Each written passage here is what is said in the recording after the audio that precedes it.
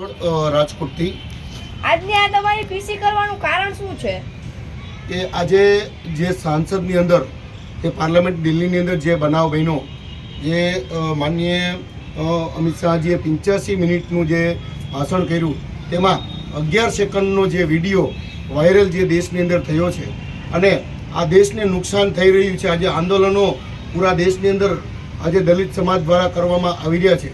એવું કહેવામાં આવી રહ્યું છે કે બાબા સાહેબનું માનનીય ગૃહપ્રધાન એવા અમિતભાઈ શાહ દ્વારા અપમાન કરવામાં આવ્યું છે.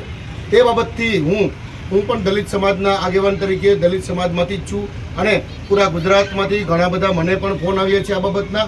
તે બાબતથી હું આ પીસી કરવા માગું છું, કારણ કે આજે દલિત સમાજને ખોટી રીતે ગુમરાહ કરી અને રસ્તા ઉપર આંદોલનો કરાવવા અમુક લોકો નીકળી રહ્યા છે.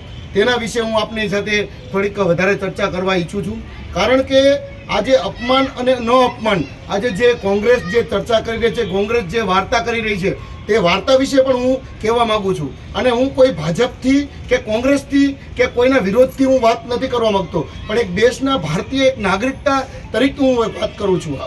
કારણ કે હું પણ ભારતીય જનતા પાર્ટીથી છું, એટલે એવું કોઈ વચ્ચે ન લે કે હું ભારતીય જનતા પાર્ટીનો કાર્યકર્તા છું એટલે ભારતીય જનતા પાર્ટી તરફ ખેંચું છું.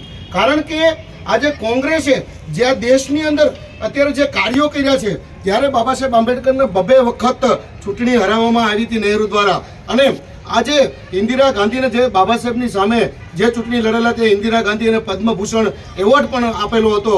અને કોંગ્રેસની સરકાર 55 વર્ષ સુધી રહી, પણ બાબા સાહેબને મરણોત્તર એટલે કે જીવિત કે મરણોત્તર ભારત રત્ન આપવામાં નથી આવ્યો. અને આજે કોંગ્રેસ વાતો કરી રહી છે કે અમે કાર્ય કર્યા છે, અમે બાબા સાહેબનું અપમાન નથી થવા દીધું. બાબા સાહેબનું અપમાન તમે લોકોએ જ કર્યું છે. અત્યાર સુધી તમે બાબા સાહેબનું અપમાન કરી રહ્યા છો અને કર્યું છે, અને તમે વાતો કરો છો. આ દેશને ભરમાવવામાં આવી રહ્યા છે. આજે રાજકોટની અંદર 2.5 થી 3 લાખ દલિતો આ રાજકોટની અંદર વસે છે, અને ગુજરાતની અંદર આશરે 50 લાખ જેવા દલિતો વસે છે, અને આ દેશની અંદર 20 કરોડ જેવા દલિતો વસે છે. તેની વોટ બેંક તમે કોંગ્રેસ દ્વારા ઊભી કરવામાં આવી રહી છે. તે આ વ્યાજબી છે? આ દેશનું શોષણ કરવામાં આવી રહ્યું છે, અને કોંગ્રેસ દ્વારા એવા પણ વાતો કરવામાં આવે છે કે બાંગ્લાદેશ વાળી આ દેશની અંદર કરવાની છે. તો આજે મિત્રો હું આપને વિનંતી કરું છું કે આ દલિત સમાજના આગેવાનો હોય, તમારા દીકરા દીકરીઓને ભણવામાં, શિક્ષણમાં, ડૉક્ટર એન્જિનિયર બનાવવામાં આગળ વધો. આવા આંદોલનો કરી અને આગળ વધશો તો દેશનું શોષણ થઈ રહ્યું છે.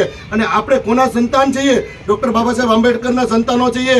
અને આ દેશનું આપણે બંધારણ જે ઘડ્યું છે બાબા સાહેબે, તેને આપણે યથાવત રાખવા માટે, કાયદાનું ભાન રાખવા માટે કાયદાની સાથે આપણે ચાલવું પડશે. અને આ દેશનું આપણે અત્યાર સુધી રક્ષણ કર્યું છે, હવે આપણે રક્ષણ કરવાનો હજી પણ વારો આવી ગયો છે. કારણ કે કોંગ્રેસે 55 વર્ષ સુધી રાજ કર્યું છે, કોઈ દિવસ બાબા સાહેબની વાત નથી રજૂ કરી, કોઈ બાબા સાહેબનું નામ આગળ વધવા દીધું નથી.